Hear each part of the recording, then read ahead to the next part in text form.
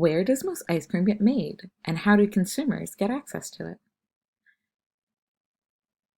Ice cream parlors became very popular in the late 19th century, along with treats like ice cream sodas and sundaes.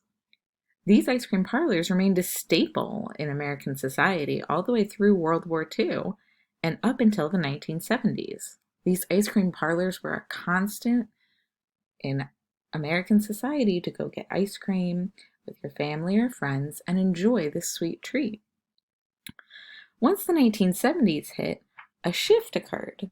Ice cream became more of a pre-packaged deal rather than a small mom and pop operation. However, now ice cream has sort of shifted back to a mix of popular pints and pre-packaged ice cream like Ben & Jerry's and Haagen-Dazs to also having small local businesses with a dedicated fan base.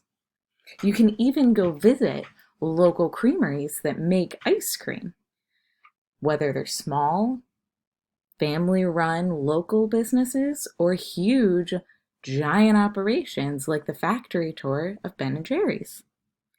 People even have the option to make ice cream at home, whether with individual ice cream makers, attachments for their kitchen appliances, freezer cartons, or you can even make it the old-fashioned way with a crank machine.